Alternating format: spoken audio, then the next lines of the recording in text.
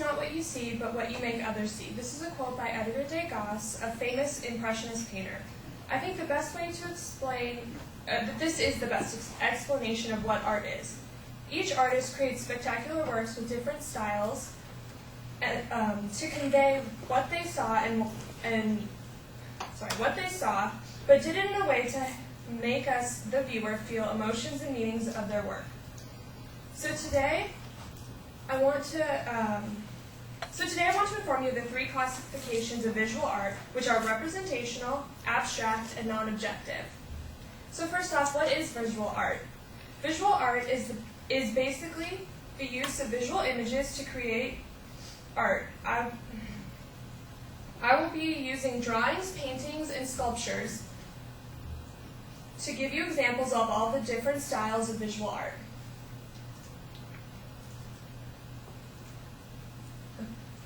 So, the first style is representational art. And representational art is defined by the Illinois State Museum as representational images that are based on something in reality and are easily recognizable. These images are representations of reality, although they might not be totally realistic. So the styles of representational art are realism, idealism, and impressionism. So first we have the Renaissance classics that are depictions of realism and idealism. So Leonardo da Vinci's Mona Lisa is one of the most common paintings that people can pick out, and it was done in the 14th century. And the next one is Michelangelo's statue of David, and it's one of the most notable statues of its time. It took 4 years to carve it out of a marble slab.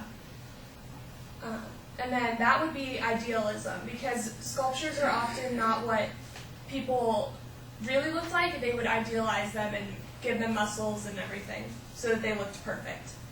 And then the last one is Rembrandt's The Autonomy of Dr. Tulip, and it is also a depiction of realism. And Rembrandt is he's a Dutch master of the 17th century, and he's most notably known for the self-portrait. And this is actually him. He put himself into the self-portrait. Okay. So next, I want to talk to you about Impressionism, which is the second type of representational art, or third type of representational art.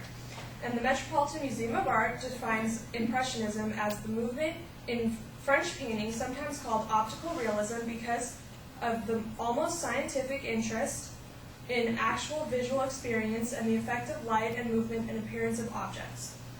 So over here we have Renoir's The Ball at Moulin des Galettes.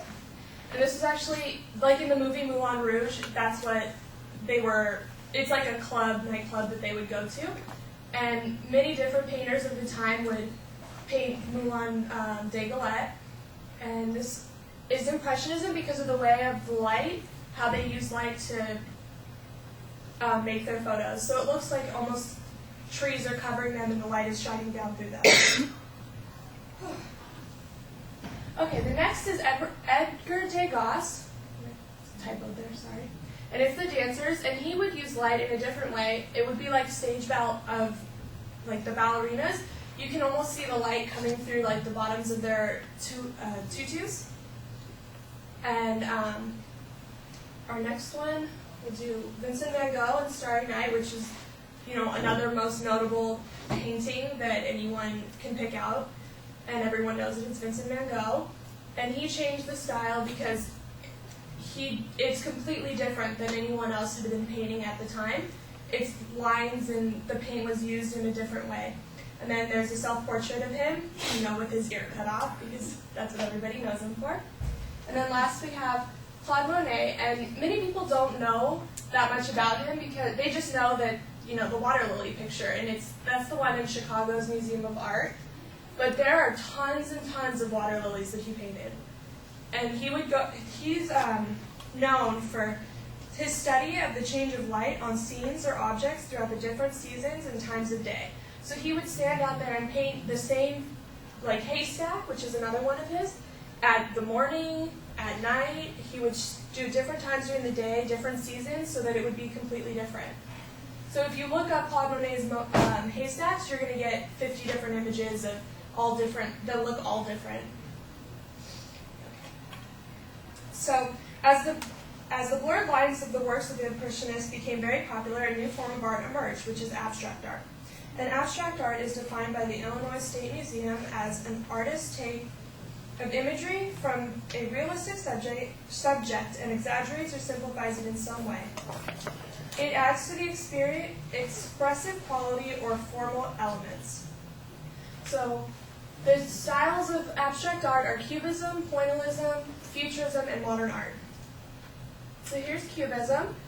And the Metropolitan Museum of Art defines Cubism as one of the most influential visual art styles of the early 20th century, and it was created by Pablo Picasso and George Braque in Paris between 1907 and 1914. The Cubist painters rejected the inherent concept that art should be copies of nature, or they should adopt traditional techniques of perspective modeling or foreshortening. So we have Picasso's Weeping Woman, which is the colorful one over here. And so this was actually one of his girlfriends later in life. And I don't know if you guys would want a picture of you that would look like that, but hey, it's famous, so. But so Picasso was a master of Cubism, and he's the one that gets credit for it all the time. But actually, George Braque worked with him the whole time they were starting Cubism, and at the beginning, you couldn't even tell the difference between their works. If you had them sitting side by side, you could guess, and it would be a coin toss. And then in the middle, we have Paul Cézanne's Mount Saint Victoire, and he's known as the grandfather of Cubism. And Pablo Picasso said, "Cézanne is the father of us all.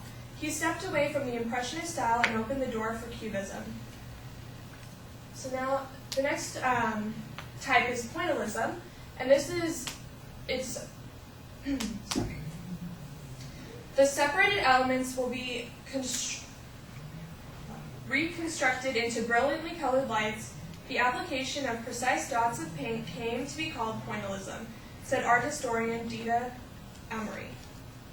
So he actually became blind after painting this because it took him 6 years to get through it, and all these people weren't standing there when he did it. He has different sketches of, this woman and then these ones standing there. He did it on different days throughout the 6 years. And then came back in and literally put paint dots all over the canvas to make up this work. You guys can tell that it's dots, right? Okay, good. I wanted to make sure the picture was big enough to see it. Okay. So the next style is Futurism, and it's an Italian movement of 1910, and it focused on conveying movement and futuristic ideals. So the one on the far is Natalie Goncharova, and it's the cyclist, and you can really see the movement of the cyclist, and it's similar to Cubism, but it's really focusing on movement. The next one is Dynamism of a Dog on a Leash, and that's where you can really see the movement. It's like 6 legs, but it's supposed to show that it's running. And Umberto Bosciano, is The City Rises, and then this unique forms of continuity in space. And this is actually a cast that he has several of. There's about 10 of them, and they're in different museums all around the world. And then this one is actually a bull, but it's pretty hard to tell. Okay.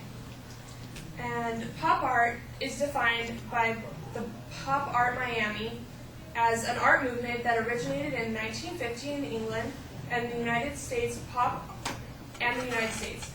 art utilizes objects and imagery that are found in media and popular culture. So we have Wayne Thiebaud, and he has this painting, Refrigerated Pies, not fries. And you can tell that it looks like it's actual frosting on the canvas.